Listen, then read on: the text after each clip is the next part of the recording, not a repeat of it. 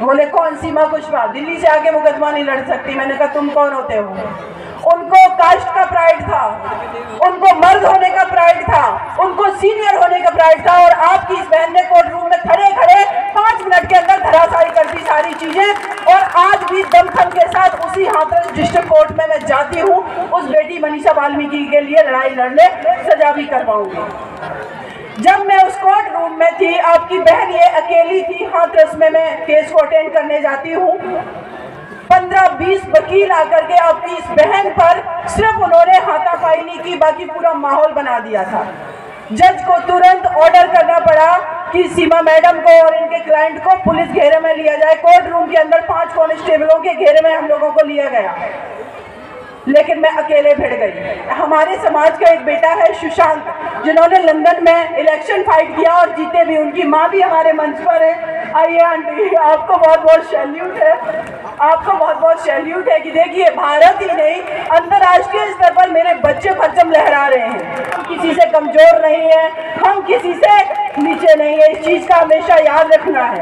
अपने आप को राजा समझिए। हमारे पास इस देश का एक सबसे बड़ा राजा हुआ है, जिसके द्वारा लिखे गए संविधान से इस देश का पूरा सिस्टम संचालित हो रहा है। उनके साथ भी हम भेदभाव नहीं करेंगे जिन्होंने हमारे साथ भेदभाव किया। जिस एक महामानव ने हम सबको इंसान होने का अधिकार दिलाया, समानता की बात की, असमानता जैसे भेदभावकारी ग्रंथ को आज ही के दिन उन्होंने जलाया। ऐसे हमारे महापुरुष, ऐसे क्रांतिकारी महापुरुष, संविधान निर्माता, जिनके लिखे संविधान के द्वारा आज मेरा भारत अभी भी एकता और अखंडता की आधार पर एकजुट है। ऐसे महामानव बाबा भीमराव अम्बेडकर जी के लिए एक बार आप जोरदार नारा लगाएंगे। जितने भी मेरे भाई बहन माताएं बैठे हैं, यहाँ खड़ी हुई है, मेरे बच्चे, सभी से अनुरोध है, जोरदार एक नारा लगेगा, जय भीम। आप सभी का बहुत बहुत शुक्रिया। पूरे विश्व को शांति का संदेश देने वाले तथागत गौतम बुद्ध को नमन करते हुए हमारे भारत को, हमारे विविधतापूर्ण भारत को, जहां पर अनेक भाषाएं, अनेक रंग रूप के लोग रहते हैं, अनेक तरीके का खान पान है, उसके बावजूद भी मेरे भारत को एकजुटता की जंजीरों में पिरोने वाले, एकजुटता, अखंडता, एकता को अक्षुण्ण बनाए रखने का लिए जो दस्तावेज जिन्होंने लिखा, बाबा भीमराव अम्बेडकर जी को नमन करते हुए इस देश में सामाजिक क्रांति के साथ साथ राजनीतिक क्रांति के दूत मानवर साहब कांशीराम जी को नमन करते हुए बहुजन समाज पार्टी की राष्ट्रीय अध्यक्षा बहन सुश्री कुमारी मायावती जी, जो कि उत्तर प्रदेश राज्य की 4 बार मुख्यमंत्री रही, बहन जी को मैं शुक्रिया अदा करती हूँ कि उन्होंने बहुजन समाज पार्टी में मुझे काम करने का मौका दिया और निरंतर मैं आप लोगों के बीच हूँ। और ऐसी उम्मीद करती हूँ कि एक इस देश की जो पार्टी है, जो दबे कुचले शोषित पीड़ित वंचित लोगों की पार्टी है, वो भविष्य में इस देश की शासन सत्ता पर बैठेगी, ऐसी मैं उम्मीद करती हूँ। लेकिन वो सब आप लोगों के सहयोग के बिना संभव नहीं है। मुझसे बहुत लोगों ने सवाल किया कि आप बहुजन समाज पार्टी में क्यों, आप तो इतनी पॉपुलर थी। तो मेरे भाइयों, माताओं, बहनों, आप लोगों को एक बात मैं बता देना चाहती हूँ। नो डाउट कि आज हम एक लोकतांत्रिक देश में जी रहे हैं। यहाँ पर हर व्यक्ति का, चाहे वो जनरल कैटेगरी का हो, ओबीसी हो, SC ST माइनॉरिटी हो, जैसे कि बहुजन शब्द का सबसे पहले प्रयोग तथागत गौतम बुद्ध जी ने किया था। उन्होंने समतामूलक समाज की बात की, उन्होंने मानवता को सर्वोपरि रखते हुए काम किया और इस भारत जैसे विशाल देश से पूरे विश्व को ये परचम लहरा दिया कि मानवता ही अल्टीमेट सब कुछ है, ये आर्टिफिशियल स्ट्रक्चर कुछ भी नहीं है। तो हमारी जो पार्टी की आइडियोलॉजी है, हमारा जो विजन है, जो हमारा मिशन है, जो हमारा उद्देश्य है, वो तथागत गौतम बुद्ध के विचारों से लेकर के मानवर साहब, बाबा साहब अम्बेडकर जी से लेकर के महात्मा ज्योतिबा फुले, छत्रपति साहू जी महाराज, शिवाजी से लेकर के कितने हमारे महापुरुषों के संघर्ष और बलिदान की देन है कि आज हमारे ये समाज अपने हक अधिकार के लेकर के अवेयर है। यहाँ मेरी जितनी माता बहनें और बच्चे हैं, बहुत लोग जा चुके हैं, उसके लिए मैं माफ़ी चाहती हूँ, मैं लेट हो गई, लेकिन मैं ये बात दावे के साथ कहती हूँ, यहाँ का खड़ा हर बच्चा अगर मैं किसी से पूछना चाहूँगी कि बाबा साहब कौन थे, तुरंत बता देगा। मानवर साहब कौन थे, तुरंत बता देगा। हमारा मिशन क्या है, तुरंत बता देगा। इसके पीछे सिर्फ कारण ये नहीं है कि उन बच्चों को, उन हमारी बच्चियों को, माताओं बहनों को सिर्फ इन्फॉर्मेशन दी गई है, नहीं, ये हमारा मिशन है। और ये मिशन हमारा वो है कि इस देश का एक हिस्सा होने के बावजूद भी हम लोगों को कभी मुख्य धारा से नहीं जुड़ने दिया। पानी पीने का अधिकार नहीं हमें दिया गया, हमें एक साथ रेस्टोरेंट में खाने का अधिकार नहीं दिया गया, हमें इस देश के अंदर ऐसा व्यवहार किया गया कि हम इंसान ही नहीं हैं। तब फिर उस धर्म की बात होगी जिसने मानवता का पाठ पढ़ाया, और वो है हमारा बौद्ध धर्म, महात्मा बुद्ध, जो कहते हैं कि करुणा ही सब कुछ है। अगर किसी को देख करके आपकी आंखों में आंसू नहीं, आपको दर्द, उस व्यक्ति के दर्द को आप महसूस नहीं करते, तो एक बार अपने अंदर झांक करके देखिए कि आप वाकई में आप मानव हैं। तो फिर सदियों तक मेरे देश के अंदर हमारे अपने लोग जो इतनी पीड़ा में रहे, जिनको शोषित वंचित रखा गया, उनको देख करके लोगों को दर्द क्यों नहीं हुआ? उसी बेटे को दर्द क्यों हुआ? वो अलग बात है कि बाबा एससी समाज से आते थे, लेकिन आज इस मंच पे मैं दावे के साथ कहती हूँ कि एक ऐसा महापुरुष इस भारत की धरती पर हुआ जिन्होंने अपना ही एससी समाज नहीं, जिन्होंने बहुजन समाज और देश की एंटायर कम्युनिटी के लिए एक बहुत सशक्त संविधान लिखा है। वो संविधान क्या सिर्फ एससी समाज को प्रोटेक्ट कर रहा है? नहीं, वो समता मूलक समाज की बात कर रहा है, वो महिलाओं को भी अधिकारों की बात कर रहा है, और साथ ही साथ वो ये भी बात कर रहा है कि किसी के साथ भेदभाव नहीं होगा। इसका मतलब कि उनके साथ भी हम भेदभाव नहीं करेंगे जिन्होंने हमारे साथ भेदभाव किया। ऐसे महापुरुष के विचारों से ये संविधान लिखा गया। समझिए अपनी ताकत को, समझिए अपनी आइडियोलॉजी को, समझिए अपने विचारों को। मैं इस मंच की आयोजन समिति के जितने मेरे भाई हैं, उन सभी का मैं तहे दिल से शुक्रिया अदा करती हूँ कि ये कार्यक्रम आप लोग हर साल इसका आयोजन करते हैं, और इस बार इस मंच पर आपने मुझे ये मौका दिया। मैं आप लोगों का तहे दिल से शुक्रिया अदा करती हूँ, और ऐसे कार्यक्रम देश के कोने कोने में होने चाहिए, क्योंकि मानवता का पाठ पढ़ाने वाला जो कार्यक्रम है, जो समता मूलक समाज की बात करने वाला कार्यक्रम है, जिसकी जड़ में ये है कि इस देश का अगर कोई व्यक्ति, चाहे वो किसी भी समाज का है, भूखा है, शोषित है, पीड़ित है, वंचित है, तो उसके लिए हम खड़े हैं। तो फिर ऐसे मंचों से ये बात होनी ही चाहिए। फिर ऐसे समाज को इस देश का क्यों ना करता धरता बना दिया जाए, प्रधानमंत्री बना दिया जाए, मुख्यमंत्री बना दिया जाए, लीडरशिप दे दी जाए, क्योंकि हम ही तो वो लोग हैं जो भेदभाव नहीं करते हैं, भेदभाव के खिलाफ लड़ते हैं। और जो भेदभाव के खिलाफ लड़ेगा, उससे बड़ा कोई राष्ट्रवादी नहीं हो सकता, क्योंकि भेदभाव बॉर्डर पर नहीं हो रहे हैं, भेदभाव अपने देश के अंदर हो रहे हैं। अपने लोगों को नीचा दिखाने के लिए, तोड़ने के लिए, उनके हक अधिकार को छीनने के लिए हो रहे हैं। तो इस भेदभाव से कमजोर कौन हो रहा है? क्या एक सिर्फ कम्युनिटी कमजोर हो रही है? नहीं, ये देश कमजोर हो रहा है। जब इंटरनेशनल लेवल पे कोई भी मानक आते हैं कि भारत पूरे विश्व में गरीबी की रेखा में सूचकांक में कौन से स्तर पर है, तो हम निचले पायदान पे चले जाते हैं। पत्रकारिता के क्षेत्र में, लोगों को स्वतंत्रता के क्षेत्र में कौन के नंबर पर हम पायदान में नीचे चले जाते हैं। कई एक सूचकांकों में हम अपने पड़ोसी देश श्रीलंका, बांग्लादेश और पाकिस्तान से भी पीछे हैं। तो एक किसकी बात हो रही है? मेरे देश भारत की बात हो रही है, जिसको हम सब बहुत प्यार करते हैं। तो ये उस कम्युनिटी को जिसकी बहुसंख्यक आबादी अगर आज भी भूखी सो रही है, शोषित पीड़ित वंचित है, पढ़ने का अधिकार नहीं है, उनके पास हॉस्पिटल में व्यवस्था नहीं है, तो ये मेरे देश की अंदर की दशा को दर्शाता है। ये मेरा देश कमजोर हो रहा है। इसीलिए जब बाबा साहब ने संविधान लिखा तो उन्होंने उस संविधान में मौलिक अधिकार दिए।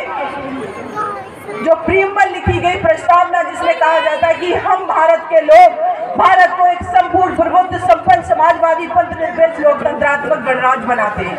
हम भारत के लोग, और उन हम भारत के लोगों में इस देश का ब्राह्मण समाज, ओबीसी समाज, दलित समाज, एसटी समाज, महिलाएं, थर्ड जेंडर, हर कोई शामिल है।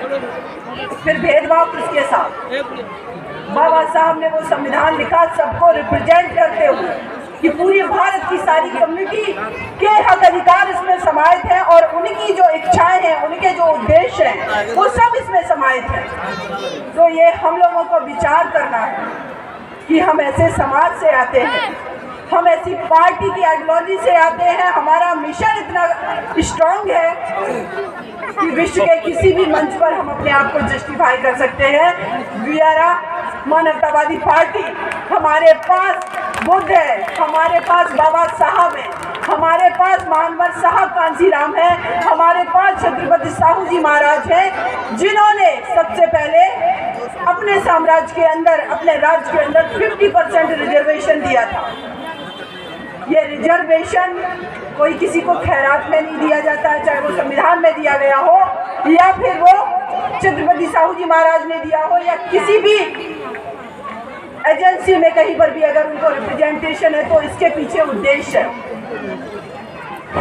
छत्रपति साहू जी महाराज से एक उनके प्रधान सचिव थे, उन्होंने सवाल किया कि जिन लोगों को आपने रिजर्वेशन दे दिया है, ये लोग तो इस काबिल ही नहीं है कि काम नहीं कर पा रहे हैं। उन्होंने कहा कि अगर ये काबिल नहीं है तो उसके लिए भी हम लोग जिम्मेदार हैं।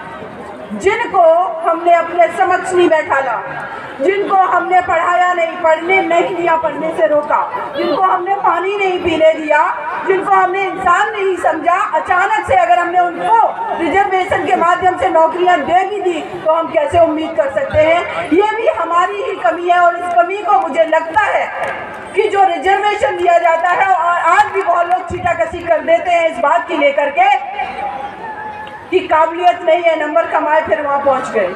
मैं कहती हूँ इक्वल लेवल पे उन दोनों बच्चों की, चारों पांचों बच्चों की, जितनी एंटायर कम्युनिटी की मैं बात कर रही हूँ, इक्वल माहौल दे दो, एक जैसा वातावरण दे दो, फिर कंपटीशन करवाओ कौन काबिल निकलता है कौन नहीं।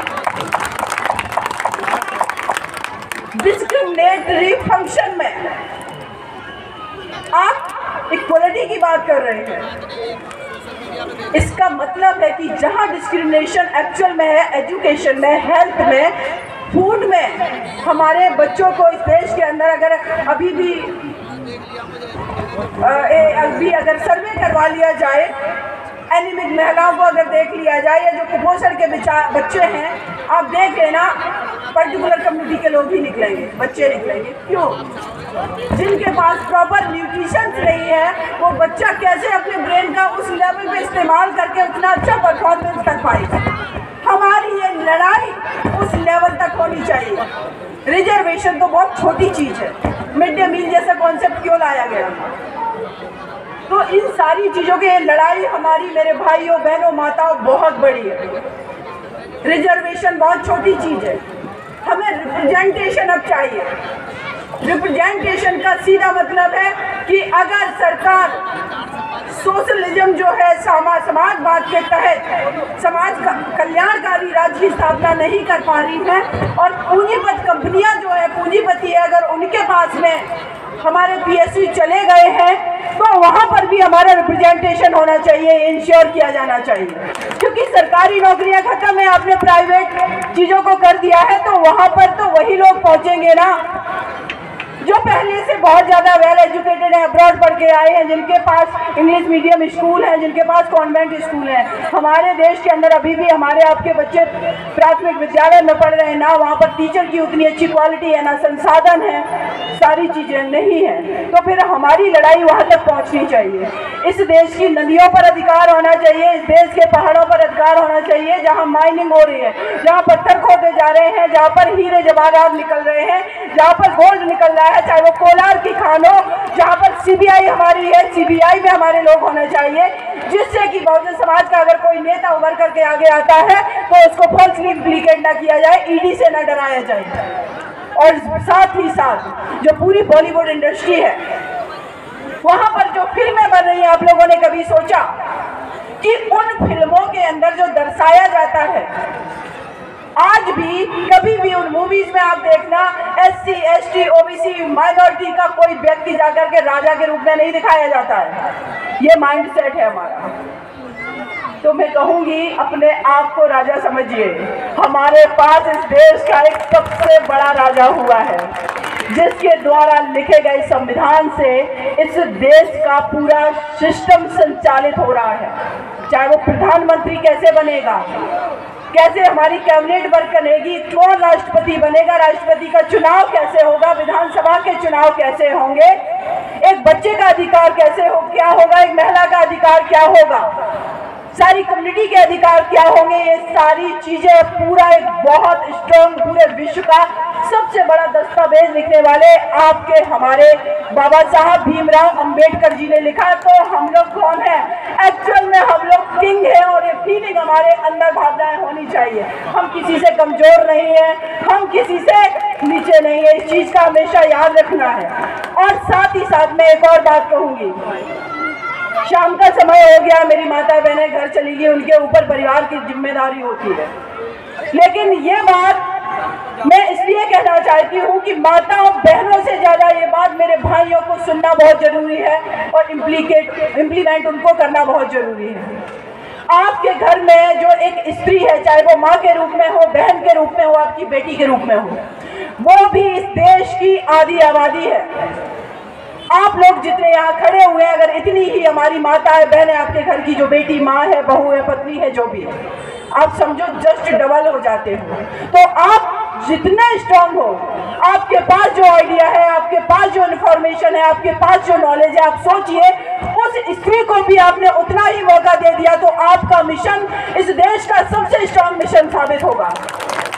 और बेटियां प्रूव करके दिखा रही हैं। अभी रिसेंटली मैंने देखा, सानिया मिर्जा, उत्तर प्रदेश की सहारनपुर की बेटी है, एनडीए क्वालिफाई किया है। आपकी बेटियां किसी से कम नहीं है। पायलट हॉकी में आपने अगर देखा होगा, जब ओलंपिक हुए तो एक बेटी के घर पे उसके पड़ोस के लोग जाकर के उसके परिवार को डरा धमका रहे थे। वो बेटी ऐसी समाज से आ रही थी, लेकिन ओलंपिक में खेल रही थी, वंदना कटारिया, लेकिन हमारी वो बेटी ओलंपिक में खेल रही थी। आप समझिए हमारे घर की बेटियां भी उतनी स्ट्रांग हैं।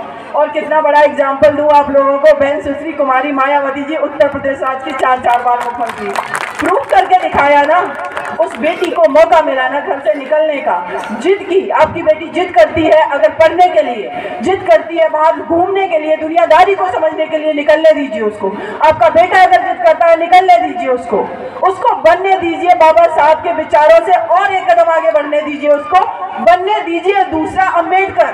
क्योंकि जब तक वो समाज से नहीं बढ़ेंगे, जब तक वो आपके गलत चीजों से, अगर उसके पिताजी डांट रहे हैं उनको वो नहीं रिएक्ट करेगा, तब तक वो समाज से नहीं लड़ सकता, गलत चीजों से नहीं लड़ सकता। तो अपने घर में अपनी बेटियों को स्ट्रांग बनाइए। लोग मुझसे कहते हैं निर्भया केस में आपने 4 लोगों को फांसी की सजा करा दी मैम। आप सोचिए, मुकदमा मैंने लड़ा है। लड़ना शब्द में बेटियों के लिए सूट नहीं करता है। बेटियां तो सीधी, सिंपल, सच्ची, भोली होनी चाहिए, लेकिन मुकदमा तो भाई लड़ना पड़ता है। तो बेटियों को भी लड़ना पड़ेगा, तो बेटियों को घर से लड़ना सिखाना पड़ेगा ना, तब तो कोर्ट में वकीलों के सामने लड़ेंगी भाई। तो लड़ना सिखाइए। और आप लोगों को मैं बता रही हूँ, हाथरस केस का जनवरी महीने में निर्णय आने वाला है। फाइनल आर्गुमेंट पे केस आ चुका है। जब मैं उस कोर्ट रूम में थी, आपकी बहन ये अकेली थी हाथरस में, मैं केस को अटेंड करने जाती हूँ। 15 20 वकील आकर के आपकी इस बहन पर सिर्फ उन्होंने हाथापाई नहीं की, बाकी पूरा माहौल बना दिया था। जज को तुरंत ऑर्डर करना पड़ा कि सीमा मैडम को और इनके क्लाइंट को पुलिस घेरे में लिया जाए। कोर्ट रूम के अंदर 5 कांस्टेबलों के घेरे में हम लोगों को लिया गया, लेकिन मैं अकेले भिड़ गई। बोले कौन सीमा कुशवाहा, दिल्ली से आके मुकदमा नहीं लड़ सकती। मैंने कहा तुम कौन होते हो? उनको कास्ट का प्राइड था, उनको मर्द होने का प्राइड था, उनको सीनियर होने का प्राइड था, और आपकी इस बहन ने कोर्ट रूम में खड़े खड़े 5 मिनट के अंदर धराशायी कर दी सारी चीजें। और आज भी दमखम के साथ उसी हाथरस डिस्ट्रिक्ट कोर्ट में मैं जाती हूँ, उस बेटी मनीषा वाल्मीकि के लिए लड़ाई लड़ने, सजा भी करवाऊंगी। तो ये ताकत, ये बल आपकी बेटी को, आपके बेटों को आपके घर से मिलेगा। उसको सिर्फ आप अपनी पत्नी मत समझिए, उसको समझिए एक इंसान। उसको सिर्फ आप अपनी बेटी या बहन तक सीमित मत करिए। उसको सोचिए कि ये जो हमारी बेटी बैठी है, कल बहन सुशील कुमारी मायावती जी की तरह मुख्यमंत्री भी बन सकती है। माता सावित्रीबाई फुले जी की तरह ये भी विद्यालय और विश्वविद्यालय चला सकती है। जिस दिन ये चीज आपके दिमाग में आ गई, आप बेटों के बराबर अपनी बेटी की देखभाल करेंगे, उसको इक्वल मौका देंगे। क्योंकि बाबा साहब ने ही तो कहा था कि अगर किसी समाज को आपको देखना है कि उसने कितनी तरक्की की है, तो उस समाज की महिलाओं को उनकी दिशा दुशा देख लीजिए। तो फिर इसका मतलब है हम हमारे बाबा साहब के फॉलोअर हैं। तो उन्होंने जो सिद्धांत दिए, उन्होंने जो प्रिंसिपल दिए हैं, वो किसी और के लिए नहीं बोल रहे हैं। वो बोल रहे थे आप अपने पहले घर में इक्वलिटी का माहौल बनाइए। संविधान में तो उन्होंने लिख दिया सरकारों से तो हम हक अधिकार से छीन लेंगे क्या, लेकिन अपने घर के अंदर हमें अपनी बहन बेटियों माताओं को उसी तरीके का अधिकार दिया है। मैं दावे के साथ कहती हूँ अभी भी 90% ऐसे परिवार हैं जो अभी भी अपने घर की स्त्रियों को बराबर लेवल पे नहीं नापते। वो अभी भी यही समझते हैं कि जब मैं ऑफिस से वापस आऊँ, बिजनेस करके वापस आऊँ, आप मेरे कपड़े उठाएं, कपड़े धुलें, किचन में जाएं। एक बार अपनी पत्नी का, अपनी बेटी का हाथ पकड़ करके बैठा लिए और उससे कहिए कि देश की इकोनॉमी ये हालात में है। आपको बेटा हो सकता है भविष्य में आप आगे बढ़िए, दुनियादारी को समझिए। आपको भी विधायक बनना है, आपको भी एमएलए एमपी बनना है। जिस दिन आप कहोगे आपकी बेटी, आपकी पत्नी के अंदर वो कॉन्फिडेंस होगा, मैं दावे के साथ कहती हूँ वो परिवार भी चला लेगी, वो समाज भी चला लेगी, आपकी जिम्मेदारियां भी कम हो जाएंगी। क्योंकि हमने अपने कंधों पर बोझ क्या ढो रखा है, घर हम चलाते हैं, पैसा हम कमाएं, तुम तो घर में बैठी हो। उसको उस काबिल तो बनने दो, उसको उस काबिल मौका दे दो। आपका वजन कम कर देगी, आपकी जिम्मेदारियां घटा देगी, तो आप भी समाज के लिए, मिशन के लिए तत्पर होकर के टाइम दे के काम करेंगे। हिस्सेदारी, भागीदारी, वो पार्टनर है आपकी, चाहे वो बेटी हो चाहे पत्नी हो। इस पार्टनरशिप को समझिए और इस पार्टनरशिप को समझते हुए उसको भी आगे करिए। मिशन दिन दूना रात चौगुना ना बढ़ जाए तो मेरा नाम भी सीमा नहीं। क्योंकि मैंने देखा ऐसे परिवारों को जहां पर बेटियों को, पत्नियों को इक्वल मौका दिया गया है, बच्चे भी एजुकेटेड हुए हैं, जागरूक हुए हैं और वो परिवार बहुत आगे चला गया है। अभी आज ही मैं देख रही थी, एक राजकुमार जी हैं दिल्ली में, बीएसपी में वो है, वो किसी भी पार्टी से होते, डजेंट मैटर मेरे लिए, लेकिन आज मैं देख रही हूँ उनकी बेटी टोरंटो कनाडा जा रही है पढ़ने के लिए, एयरपोर्ट पे हंसते हुए जा रही है। कॉन्फिडेंस फील होता है भाई, मेरी बेटियाँ कनाडा जा रही हैं पढ़ने के लिए, कोर्स करने के लिए। कल वो जब वापस आएगी, क्या वो बेटी सिर्फ उस परिवार के लिए कॉन्ट्रीब्यूट करेगी? आपके समाज के लिए भी करेगी और देश के लिए भी करेगी। वो देश की पूंजी है, देश का संसाधन है, जो आपके घर में सिर्फ आपको, आपने जिसको पत्नी और बेटी और बहन के रूप में समझा हुआ है। तो आगे मैं यही कहूँगी कि वो बाबा साहब भी आज अगर होते तो वो भी यही कहते कि एक कदम और आगे बढ़ करके मौका दीजिए।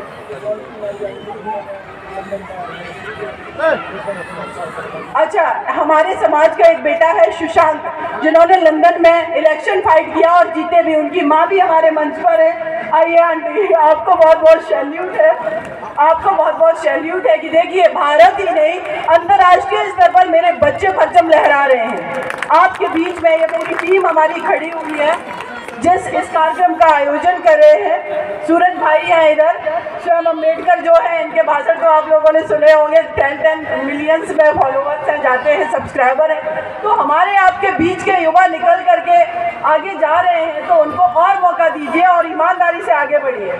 साथ में ही देखो, एक चीज़ बहुत ज़रूरी है, जितना मैं समझती हूँ किसी भी मंच पर, कि जो लोग मेहनत करते हैं, उनके नाम का रिकॉग्नाइजेशन बहुत ज़रूरी है। तो ये बौद्ध महोत्सव जो आयोजन समिति है उसके मेरे सभी भाइयों का अगेन शुक्रिया अदा करती हूँ।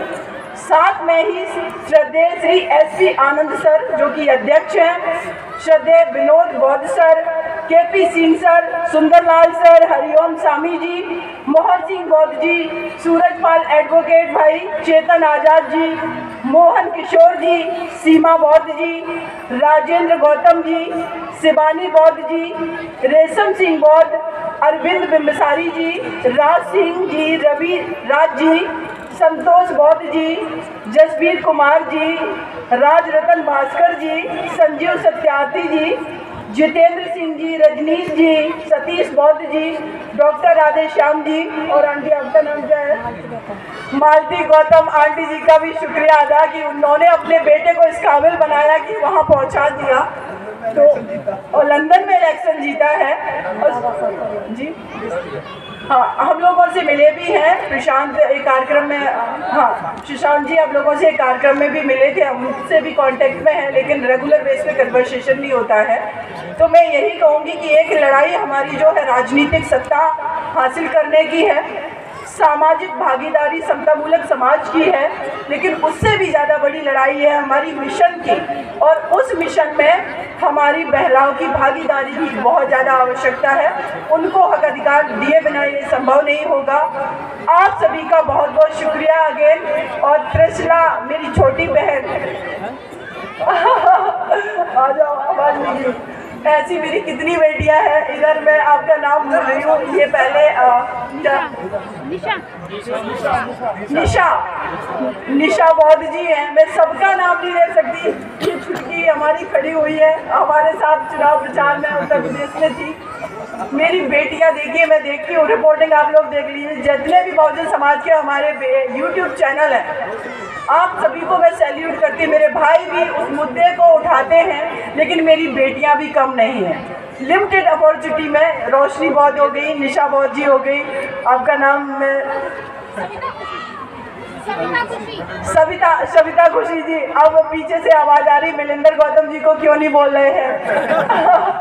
तो देखिए, हम यहाँ पर डिस्क्रिमिनेशन नहीं कर रहे हैं, लेकिन मुझे लगता है मेरी बेटियों को ज़्यादा रिकॉग्नाइज हमें करना चाहिए, जिससे उनका कॉन्फिडेंस आए। और एसडीएम साहब गंधर्व सेन अम्बेडकर सर वहाँ बैठे हुए हैं, ये खड़े हुए हैं। तो देखिए, मैं सबका नाम तो नहीं ले सकती हूँ, लेकिन आप सभी के लिए सच में मेरे दिल में बहुत ज़्यादा प्यार सम्मान है। हम लोग एक परिवार की तरह हैं और एक दूसरे का हाथ पकड़ करके सहयोग से हमें आगे बढ़ना है। मानवत साहब ने यही सिखाया था, एक दूसरे को डांट लो, गुस्सा कर लो, लेकिन जहाँ मिशन की बात आए एकजुट हो जाओ, जहाँ परिवार में भागीदारी की बात आए एकजुट हो जाओ, सब आगे बढ़ जाओ। आप सभी को बहुत बहुत शुक्रिया, जय भीम। और मुझे लग रहा है कि मैं यहाँ पर आपको देख रही हूँ, आप फेसबुक पर हैं क्या? आप जो क्या नाम है आपको? हेलो, आप एक बार ऊपर आइए। ये पर्सन जो है इनको मैं फेसबुक से देख रही हूँ और आज मैंने रिकॉग्नाइज कर लिया, इस जगह पर इनको आइडेंटिफाई कर लिया। ये बहुत ही इंटेलिजेंट तरीके से मुद्दों को उठाते हैं, चाहे वो मुस्लिम समाज में रिफॉर्म की बात हो, चाहे वो महिलाओं के मुद्दे हों, और चाहे वो साइकोलॉजी लोगों की हो कि किस तरीके से फीमेल रिएक्ट करती है। आप लोग अभी शायद नहीं जान रहे होंगे, लेकिन मैं फेसबुक से इनको पहचानी। सोचिए, मैं इनको फॉलो करती हूँ। आइए, इनको बुलाइए मंच पर।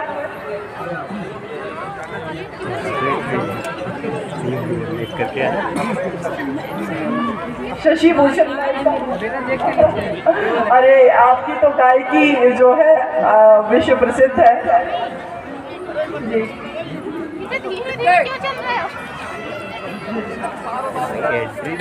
एक बार आप आगे आ जाए।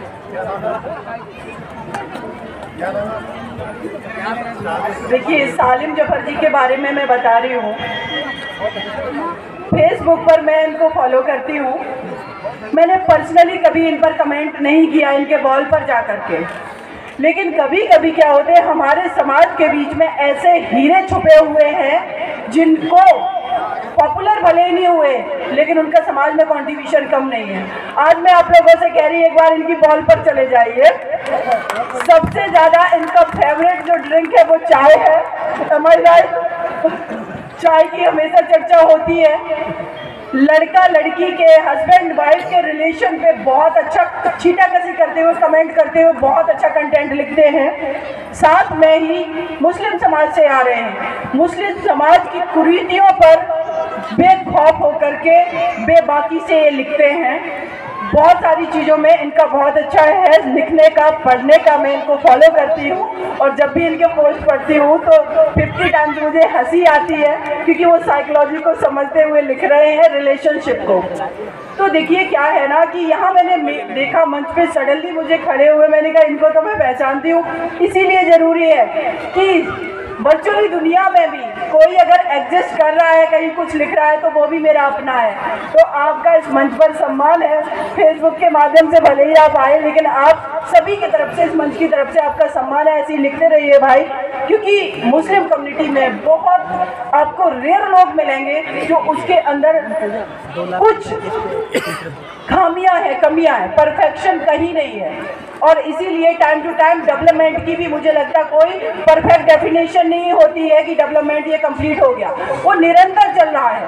तो ऐसे ही मेरा इस चीज़ को लेकर के मानना है कि कोई भी रिलीजन हो, उसमें हमेशा ये संभावनाएं होती है कि कुछ कमियां खामियां हैं, उन पर हम कुटाराघात करें और एक परफेक्शन की तरफ जाएं। परफेक्शन का मतलब सिर्फ यही है कि एज ए ह्यूमन बीइंग हम हर किसी को एक्सेप्ट करें, उनकी डाइवर्सिटी को एक्सेप्ट करें, उनके थॉट को एक्सेप्ट करें, समझें। तो आपका बहुत शुक्रिया, मेरी पूरी टीम का, यहाँ आयोजन समिति का अगेन शुक्रिया, मेरे सामने खड़े सभी माताएं बहनें भाइयों का, मीडिया के बंधुओं का बहुत बहुत शुक्रिया। और मीडिया के बंधुओं को एक और चीज़ कहूँगी, देखिए सभी लोग आरोप लगाते हैं गोदी मीडिया, क्योंकि वो मोदी जी की और सब की बात करता है। तो भाई आप बहुजन मीडिया है, तो भाई बीएसपी की आलोचना कम, थोड़ी समालोचना ज़्यादा शुरू कर दीजिए, वो बहुत आवश्यक है ना।